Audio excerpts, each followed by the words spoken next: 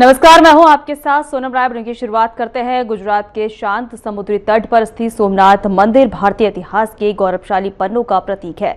यह मंदिर अनगिनत आक्रमणों और विध्वंस के बावजूद हर बार अपनी पूरी भव्यता के साथ पुनः स्थापित हुआ है, जो इसकी अविनाशी सांस्कृतिक चेतना का प्रमाण है। वहीं प्रधानमंत्री नरेंद्र मोदी ने सोमनाथ मंदिर में विशेष पूजा अर्चना की और सोमनाथ मंदिर के पुनर्निर्माण के बाद भक्तों के दोबारा खोले जाने के 75 वर्ष पूरे होने पर शुभकामनाएं दी।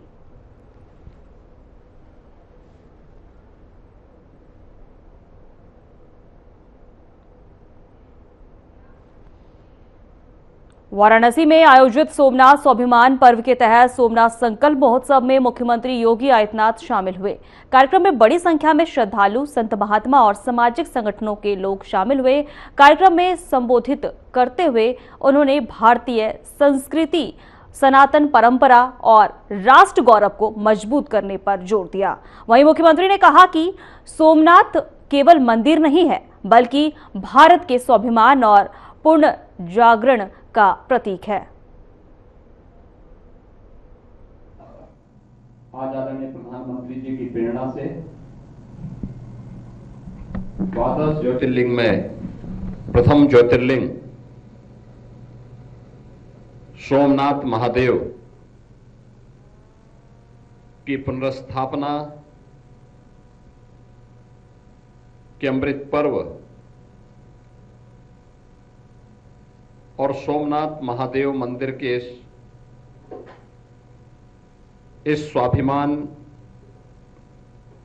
पर्व के कार्यक्रम में आदरणीय प्रधानमंत्री जी का मार्गदर्शन और प्रेरणा पूरे देशवासियों को प्राप्त होने वाला है। मैं इस अवसर पर सबसे पहले आदरणीय प्रधानमंत्री जी का, जिनकी प्रेरणा से आज हम सब एक भारत श्रेष्ठ भारत की संकल्पना को साकार होते हुए देख रहे हैं, जिसका साकार रूप सौराष्ट्र में भगवान सोमनाथ महादेव का भव्य मंदिर की पुनर्प्रतिष्ठा, सुंदरीकरण और वहां के कार्यक्रमों के साथ ही काशी में काशी विश्वनाथ धाम, महाकाल में महालोक की स्थापना का कार्यक्रम, श्री अयोध्या धाम में श्री राम जन्मभूमि पर भव्य राम मंदिर के निर्माण का कार्यक्रम समेत अनेक ऐसे सनातन परंपरा से जुड़े हुए पवित्र तीर्थ स्थल अपने वैभव के साथ विकास की एक नई यात्रा को लेकर के आगे बढ़ रहे हैं। इन सब के जो प्रेरक शक्ति है, भारत के यशस्वी प्रधानमंत्री श्री नरेंद्र मोदी जी के प्रति मैं इस अवसर पर उत्तर प्रदेश वासियों की ओर से आभार व्यक्त करते हुए उनका मैं अभिनंदन करता हूं। इस आयोजन में प्रदेश की माननीय राज्यपाल महोदया का भी मैं हृदय से अभिनंदन करते हुए आप सभी सम्मानित श्रद्धालु जनों का इस अवसर पर मैं सभी को प्रति अपनी बधाई और शुभकामनाएं भी देता हूं। मित्रों, आज का यह कार्यक्रम भारतीय सांस्कृतिक चेतना, आध्यात्मिक परंपरा, राष्ट्रीय आत्मगौरव के पुनर्जागरण का एक शंखनाद है। सोमनाथ स्वाभिमान पर्व का यह आयोजन हमें भारत की जड़ों से जोड़ने का एक अभिनव प्रयास है। काशी विश्वनाथ धाम मैं यह आयोजन अपने आप में भारत की सनातन परंपरा, सांस्कृतिक एवं आध्यात्मिक एकात्मता का भी प्रतीक है। प्राचीन काल से ही हम सब इस बात का उद्घोष करते रहे हैं कि यतो धर्मस् ततो जयः।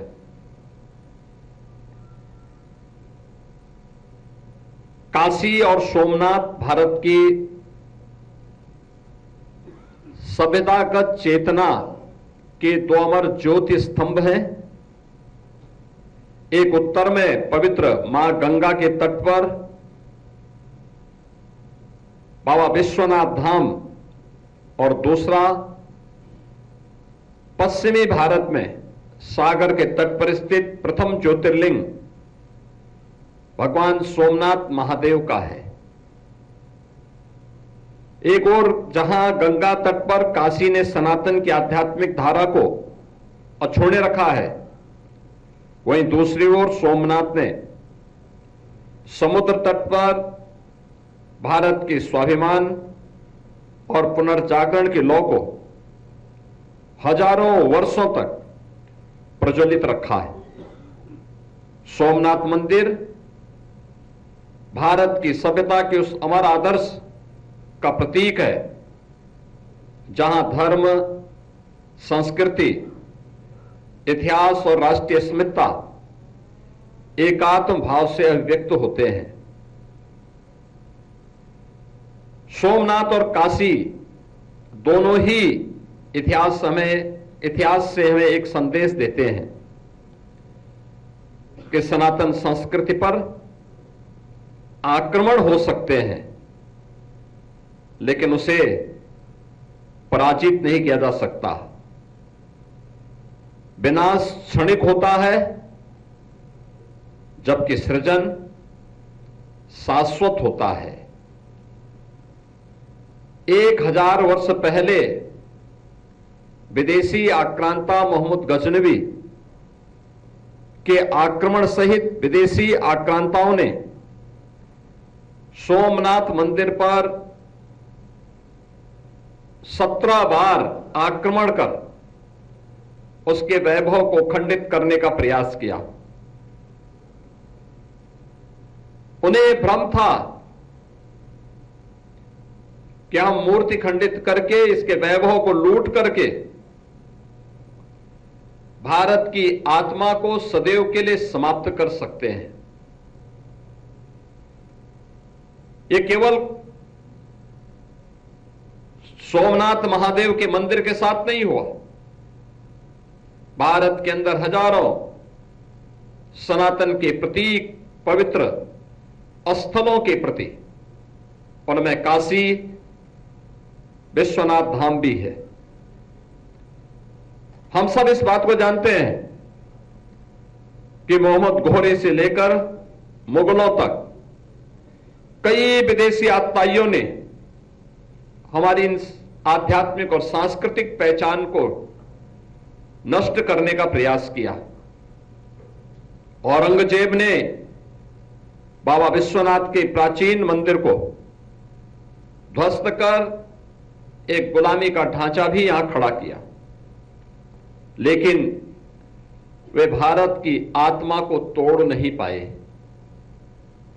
वे ये नहीं समझ पाए कि सनातन केवल मंदिरों की दीवारों में नहीं, अभी तो भारत की चेतना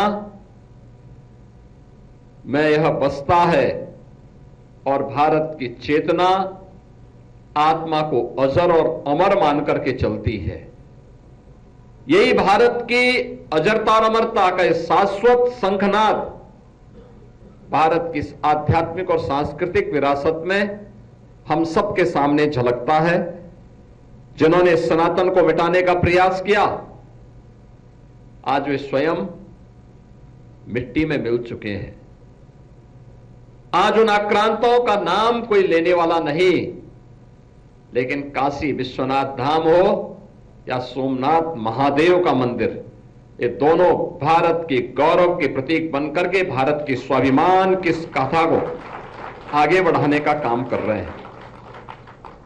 बहनों और भाइयों, जो देश की आजादी के बाद भारत की जनता के मन में एक आकांक्षा थी कि भारत केवल राजनीतिक रूप से नहीं बल्कि सांस्कृतिक रूप से भी स्वतंत्र हुआ है, इसका एहसास कराने का वह क्षण था।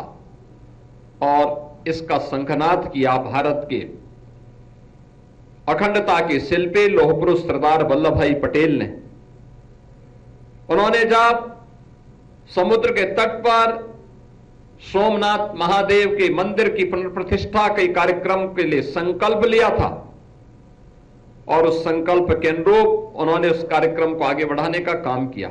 अनेक विघ्न और बाधाएं थी, चुनौतियां थी, लेकिन उन सबको दरकिनार करते हुए वे आगे बढ़े और आज सोमनाथ मंदिर का पुनर्निर्माण, दासत्व से मुक्ति और राष्ट्र की आत्म प्रतिष्ठा का वह एक उद्घोष था। वही स्थिति हम काशी में देखते हैं। काशी में काशी विश्वनाथ धाम के रूप में हम सबको दिव्य और भव्य स्वरूप काशी विश्वनाथ धाम का हम सबको देखने को मिल रहा है। सोमनाथ फिर उसी तेजस्विता के साथ भारत के गौरव का उद्घोष कर रहा है। दुर्भाग्य से आज भी बहुत सारी ऐसी शक्तियां हैं जो भारत के आत्म गौरव के प्रतीक, भारत के स्वाभिमान के प्रतीक, इन आध्यात्मिक और सांस्कृतिक स्थलों को इस स्वाभिमान के साथ आगे बढ़ते हुए देखना नहीं चाहते। हम लोग इस बात को जानते हैं कि कौन लोग थे जो सोमनाथ महादेव के मंदिर की पुनर्प्रतिष्ठा कार्यक्रम में बाधक थे, और लगता नहीं कि ये वही लोग थे जिन लोगों ने अयोध्या में कालांतर में राम मंदिर के निर्माण में और इस समस्या का समाधान न हो, इसमें भी उन्होंने बारंबार उस प्रकार की बाधाएं खड़ी करने का प्रयास किया। वह एक अवसर था जब स्वतंत्र भारत इन कार्यक्रमों को प्रभावी ढंग से आगे बढ़ा सकता था, लेकिन भारत और भारतीयता के बारे में, भारत की सनातन परंपरा के बारे में, भारत के इस आत्म गौरव को पुनर्प्रतिष्ठा प्रदान करने के बारे में उस प्रकार की सोच का अभाव। और हम सब आभारी हैं कि आज प्रधानमंत्री मोदी जी का जो यशस्वी मार्गदर्शन और नेतृत्व भारत को प्राप्त हो रहा है, उसी का परिणाम है कि हमें 1000 वर्ष पूर्व भारत की जिस आत्मा पर कुठाराघात करके उसे विखंडित और नष्ट करने की कुत्सित चेष्टा के साथ एक विदेशी आक्रांत आया था,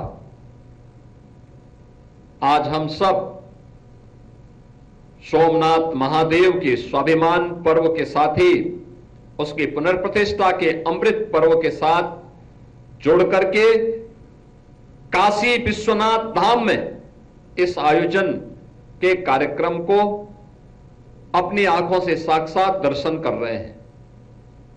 इस अवसर पर हम सबको इस बारे में देश के प्रथम राष्ट्रपति डॉक्टर राजेंद्र प्रसाद जी के इन शब्दों को जब उन्होंने आज से 75 वर्ष पहले जब सोमनाथ महादेव मंदिर के पुनर्प्राण प्रतिष्ठा समारोह में जाकर के तत्कालीन सरकार के विरोध के बावजूद उन्होंने उस कार्यक्रम का हिस्सा बने थे, उन्होंने जो बातें उस समय कही थी वह अत्यंत प्रासंगिक है। और वह उन्होंने उस समय कहा था कि भौतिक वस्तुओं को कुछ समय के लिए क्षतिग्रस्त किया जा सकता है, उसको विखंडित किया जा सकता है, लेकिन आक्रांता ये भूल गए कि भारत की आत्मा अजर है, अमर है और शाश्वत है, और उसी शाश्वत प्रतीक का स्वरूप है भारत के देवस्थल, भारत के आध्यात्मिक और सांस्कृतिक केंद्र सोमनाथ स्वाभिमान पर्व, उसी का प्रतीक है। आज के इस अवसर पर मैं सोमनाथ स्वाभिमान पर्व के अवसर पर आप सभी को, उत्तर प्रदेश वासियों को, प्रत्येक उस श्रद्धालु को जो इस भारत की एकता के प्रतीक द्वादश ज्योतिर्लिंगों की इस पावन परंपरा के प्रति श्रद्धान्वित होता है, प्रत्येक सनातन धर्मावलंबी को इस पावन पर्व की मैं हृदय से बधाई देते हुए माननीय राज्यपाल महोदय का हृदय से स्वागत और अभिनंदन करता हूं। धन्यवाद। नमः पार्वती पति।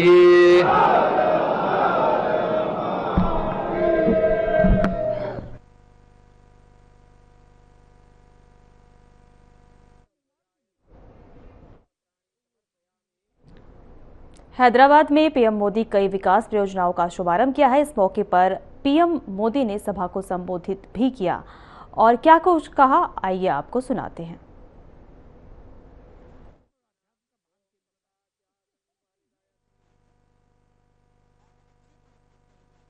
तेलंगाना सरकार के मंत्री,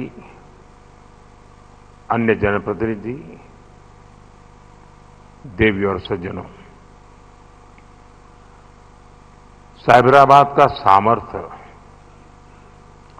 नेशनल भी है और ग्लोबल भी है। ये तेलंगाना के और देश के तेज विकास का प्रमुख केंद्र है। इसलिए आज साइबराबाद से तेलंगाना को देश का एक बड़ा मैन्युफैक्चरिंग पावर हाउस बनाने के लिए अनेक बड़े प्रोजेक्ट शुरू हो रहे हैं। आज जिन प्रोजेक्ट्स का शिलान्यास और लोकार्पण हुआ है, इससे यहां हजारों हजार नए रोजगार बनेंगे और तेलंगाना की कनेक्टिविटी भी सशक्त होगी। मैं तेलंगाना की जनता को इन प्रोजेक्ट के लिए बहुत बहुत बधाई देता हूं। साथियों, आज भारत रिफॉर्म्स एक्सप्रेस पर चल रहा है। साथ ही आज का भारत आधुनिक इंफ्रास्ट्रक्चर भी बना रहा है। जहीराबाद इंडस्ट्रियल एरिया के निर्माण के पीछे भी यही लक्ष्य है। ये इंडस्ट्रियल एरिया, इंडस्ट्रियल कॉरिडोर विकसित करने के भारत सरकार के राष्ट्रीय अभियान का हिस्सा है। ये एक प्रकार से इंडस्ट्रियल स्मार्ट सिटी बनने जा रहा है। यहां वर्ल्ड क्लास इंफ्रास्ट्रक्चर होगा, बेहतरीन पावर सप्लाई होगी, एडवांस आईसीटी नेटवर्क होगा, यानी दुनिया भर के निवेशकों के लिए यहां हर वो सुविधा होगी जो इंडस्ट्री के लिए उन्हें जरूरी है। इन सुविधाओं के निर्माण के लिए भारत सरकार के हजारों करोड़ रुपए लगेंगे और तेलंगाना, हैदराबाद के हजारों नौजवानों को रोजगार का माध्यम बनेगा। यहां बनने वाली गाड़ियां, मशीनरी, यहां लगने वाले फूड प्रोसेसिंग उद्योग, ये तेलंगाना के श्रमिकों और किसानों को भी सशक्त करेंगे। साथियों, अतीत में जब भारत दुनिया की बहुत बड़ी इकोनॉमी था, तब हमारे वस्त्र उद्योग की बहुत बड़ी भूमिका थी। अब हम अपनी उस विरासत को फिर से सशक्त कर रहे हैं। वारंगल का पीएम मित्र पार्क देश में टेक्सटाइल क्रांति को गति देगा।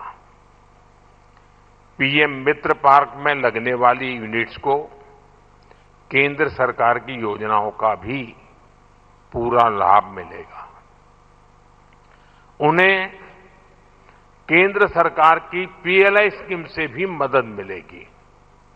यानी इस टेक्सटाइल पार्क से बड़ी संख्या में रोजगार का निर्माण होगा। खासतौर पर जो हमारी बहनें बेटियां हैं, उनके लिए अनेक अवसर बनने वाले हैं। साथियों, बीते 12 वर्षों में भारत सरकार की बहुत बड़ी प्राथमिकता आधुनिक कनेक्टिविटी भी रही है। रोड्स हो, रेलवे हो, एयरपोर्ट हो, कनेक्टिविटी के हर मोड़ पर अभूतपूर्व निवेश किया जा रहा है। करीब 2.25 लाख करोड़ रुपए की इन्वेस्टमेंट सिर्फ और सिर्फ नेशनल हाईवे पर की गई है और इसका बहुत बड़ा लाभ तेलंगाना को भी हो रहा है। बीते 11 वर्षों में तेलंगाना में नेशनल हाईवे का नेटवर्क डबल हुआ है। तेलंगाना और कर्नाटका को जोड़ने वाले नेशनल हाईवे के चौड़ीकरण से बहुत सुविधा होगी। इससे ट्रेवल टाइम कम होगा और किराए भाड़े में भी बचत होगी। साथियों, साल 2014 से पहले अविभाजित आंध्र प्रदेश के लिए 1000 करोड़ रुपए से भी कम का रेलवे बजट होता था। रेवंता जी सुन रहे हैं ना?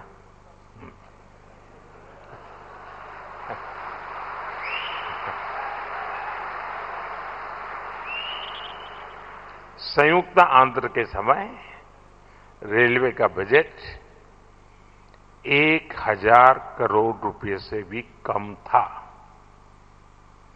आज सिर्फ संयुक्त आंध्र की बात नहीं कर रहा, आज सिर्फ तेलंगाना का रेलवे बजट ही लगभग 5,500 करोड़ रुपए का है।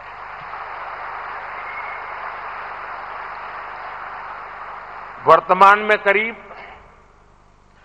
50,000 करोड़ रुपए के रेल प्रोजेक्ट्स पर यहां काम चल रहा है। तेलंगाना में 5 वंदे भारत और 6 अमृत भारत ट्रेनें भी चल रही हैं। साथियों, अभी कुछ देर पहले Kazipet Vijayawada multi tracking project के कुछ सेक्शन का लोकार्पण हुआ है। इसके अलावा Kazipet rail under bypass line का भी राष्ट्र को समर्पित की गई है। इन सुविधाओं से सफर भी आसान होगा और ट्रांसपोर्टेशन की गति भी तेज होगी। साथियों, 21वीं सदी की इस दुनिया में बिना ऊर्जा सब काम ठप पड़ जाता है। एनर्जी सिक्योरिटी का क्या महत्व है, ये आज दुनिया का हर व्यक्ति महसूस कर रहा है।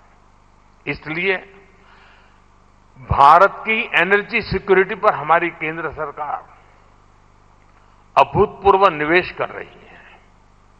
मलकापुर में इंडियन ऑयल के नए टर्मिनल का उद्घाटन।